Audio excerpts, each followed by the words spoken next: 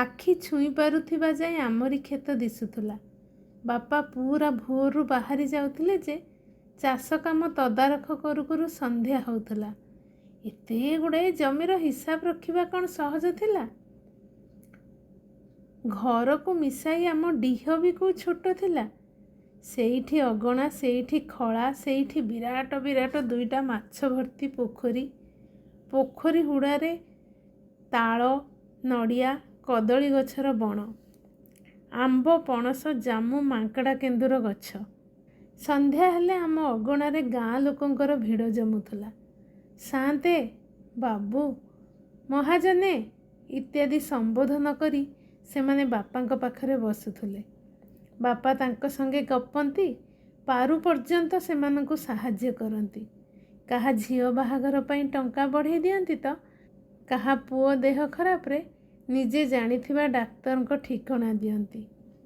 ମୋତେ ସେତେବେଳେ ଲାଗେ ମୋ ବାପା ହେଉଛନ୍ତି ମୁକୁଟ ବିହୀନ, ସିଂହାସନ ବିହୀନ ଜଣେ ନମ୍ର ମହାମହିମ ସମ୍ରାଟ। ଭାଇ ପଢ଼ା ପାଇଁ ଆମେ ବାଧ୍ୟ ହୋଇ ସହରକୁ ଆସିଲୁ।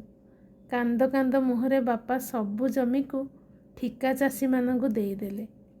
ସେତେବେଳେ ଘର ଭଡ଼ା ଏତେ ଅଧିକା ନଥିଲା, ତେଣୁ ଆମେ ଦେଇପାରିବା ଭଳି ଟଙ୍କାରେ ବି ଖୁବ୍ ବଡ଼ 4 ବଖୁରିଆ ଘରଟେ ମିଳିଗଲା।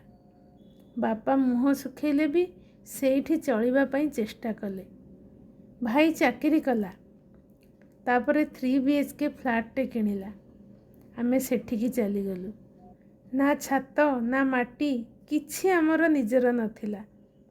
ବେଳେବେଳେ ଆଲୁଅ ଟିକେ କି ପବନ ମୁନ୍ଦାଏ ପାଇଁ ବି ଆମକୁ ଅପେକ୍ଷା କରିବାକୁ ପଡ଼ୁଥିଲା। ବାପା ଧସ୍କି ଗଲେ ଭିତରେ ଭିତରେ। ଧୀରେ ଧୀରେ ବାପାଙ୍କ ଦେହ ଖରାପ ଆରମ୍ଭ ହେଲା। ସେ ଚଲାବୁଲା ବି କରିପାରିଲେନି।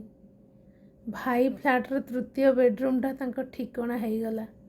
ତାରି ଭିତରେ ସେ ଖାଆନ୍ତି, ଶୁଅନ୍ତି, ଖୁବ୍ କଷ୍ଟରେ ପେପର ପଢ଼ନ୍ତି, ଝର୍କା ଖୋଲି ବଗିଚା ଦେଖନ୍ତି, କି ଅବା ସେ ରୁମ୍ ଭିତରେ ଟିକେ ଚଲାବୁଲା କରନ୍ତି। ଆଜି ବାପା ଚଳତ୍ ଶକ୍ତି ରହିତ। ପାରାଲିସିସ୍ ତାଙ୍କୁ କାବୁ କରି ନେଇଛି। ଖାଲି ଗୋଟିଏ ଖଟ ତାଙ୍କ ସମ୍ପତ୍ତି।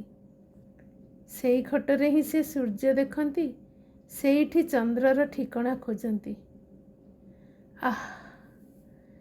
କାହିଁ ଗାଁର ସେ ବିଶାଳ ସାମ୍ରାଜ୍ୟ, ଆଉ କାହିଁ ଏ 6 ବାଇ 3 ଫୁଟର ଖଟଟେ? ମଣିଷ ଜୀବନ ସତରେ ଏଇଆ ନା? ଭଲ ଲାଗୁଥିବ ଯଦି ଲାଇକ୍, ସେୟାର ଆଉ ସବସ୍କ୍ରାଇବ୍ କରିଦେବେ।